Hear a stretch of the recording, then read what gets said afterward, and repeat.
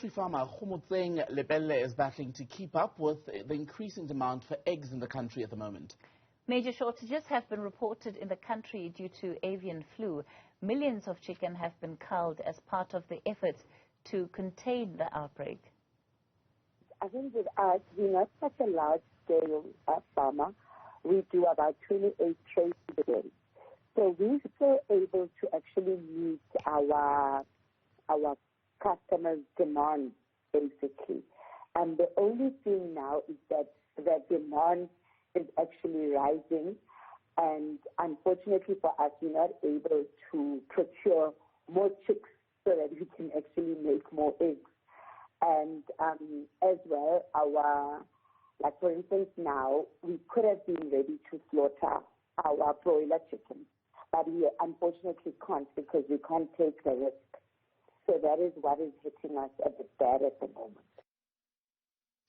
For more than on the mitigation efforts amidst this egg shortage in South Africa, we're joined by the South African Poultry Association's Dr. Abongile Balarane. A very good evening to you, sir. Thank you for your time. So where do things stand as far as, shall we say, strained supply of eggs in South Africa at the moment? Thanks, Tembekile, and good afternoon to your viewers at home. Since we've been indicating that the first outbreak of this avian influenza, both the H7 and H5, which started earlier this year, we think or we estimate now about 5 million layer chickens have been culled to date, with an additional 3.5 million that could be affected by the both H7 and H5 strains. On the broiler side, we're talking of about 2.5 million broiler breeders that have been culled to date. And the egg shortage itself then, because that's what people say, they're experiencing more than a shortage of chicken. What is currently available to market? If we look in terms of the percentage-wise, what we have lost so far, we estimate close to 30% of the South African production has been affected by the avian influenza. But then entails that there will be a bit, or there's already, the indication that the supply is strained. We've seen quite a number of retail stores indicating that they're running out of eggs or they've run out of eggs. Now, as an industry, what we are thinking of doing or we are planning to do in the short term is we have already reduced a lot in terms of our export to the neighboring countries.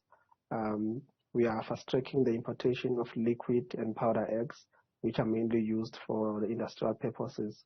Now, once we can be able to cover that part of the equation, then the eggs that were to be destined for processing, now these are fresh eggs, we will then divert them back to the shelves so that at least we're able to cater for the South African population. We've also, we know, I think Swaziland is also open for imports into South Africa. We're trying also to sort of open Namibia, which is also closer to South Africa, in terms of the importation of table eggs. For the benefit of those of us not familiar with the workings of your industry, what exactly are liquid and powder eggs? Now, the liquid eggs, it's the same egg that has been removed from the shelves and then sort of mixed and it becomes a liquid. Usually you will see it in the morning in the hotels. It's the same as the one that they use for the omelets and then the scrambled eggs. So that part of eggs, it's what normally goes to the baking industry, and also the powder. Now it's the same egg, but now made into a powder. It's also mainly used in the bakeries and in that side of the industries. And would it still then, if that's what you're looking to, would it then still be used strictly in those industries where you say in South Africa is where it is most, I don't want to say prevalent, but where they rely on liquid and powdered eggs most? Is that where it would still go? Yes, because that is the key market now as we are approaching the festive season. If you can able, with the limit stocks that we have, cut, in terms of the eggs that were meant, for processing, and divert those eggs to the consumers, we believe that at least there will be a bit of a lesser pressure, and at least the South African consumers will be able to get, fresh eggs on shelves as compared to the current situation. So when you then say you're going to reduce exports in order to be able to supply more eggs domestically, I wonder what implications that's going to have for the bottom line, because you are ultimately a business and would want to make a profit. I understand, but if you look at the current situation, we've seen the normal forces of supply and demand, driving the prices of eggs in South Africa.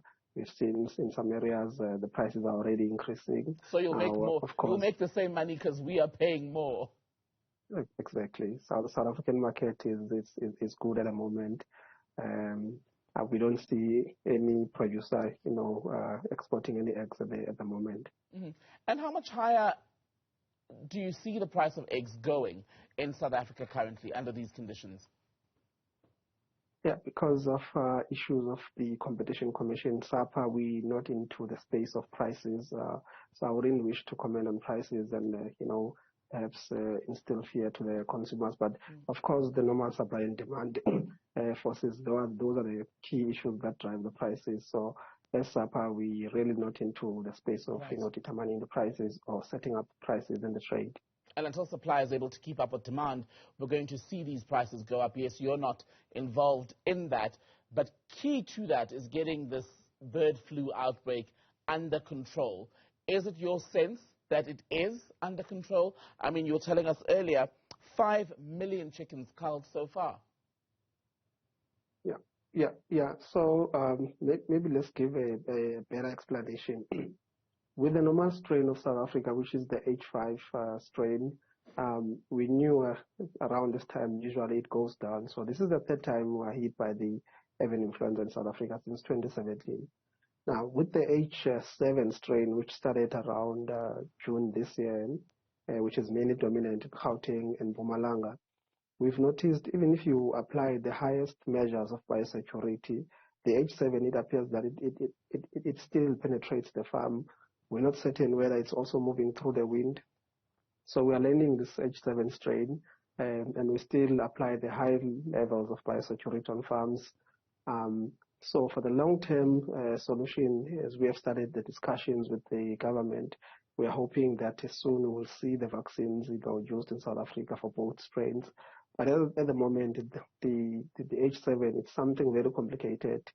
We've seen in some parts of the world, of course, some in America, this avian influenza at some stage, it started in winter and it overpassed up to the summer days. So we're not sure whether in South Africa the H7 will do the same or behave the same.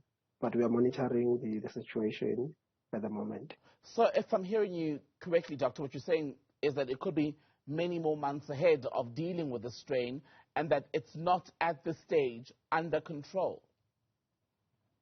At this stage, it's not it's unpredictable, if I can use the better word, because even if as farmers, they reduce the movement of people between the farms, the movement of the feed, the trucks and all that, still this H7, it still affects, some of the farms. If you compare the past 2 weeks and the current week, we've seen a slight decline in the numbers of cases that are reported, but there are still farms that are affected, especially around Gauteng. But although the number is reduced at the moment. I quickly want to get your thoughts on people who are now basically stockpiling, so to speak, eggs, buying them in much larger quantities than they actually need at the moment out of fear that the shops will run out. What is your organization's stance on that? Well, there will be enough eggs in South Africa. We will never run out of eggs totally to zero.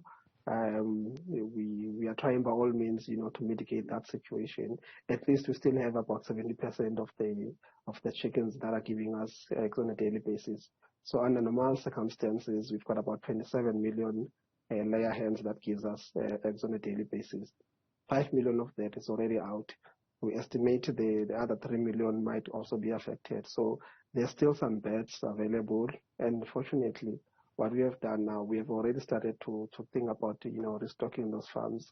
We are also facilitating now the importation of fertile hatchery eggs for the breeding stock, so that we can start, placing those eggs into the hatchery, so that we can have the day-old chicks and then have the point of layers at some stage. So already plans are already put in place. We are trying to recover from this, but we'll rest assured there will be eggs in South Africa at any given time. Thank you very much for that. Dr. Abongile Balarane speaking to us tonight on News of Prime.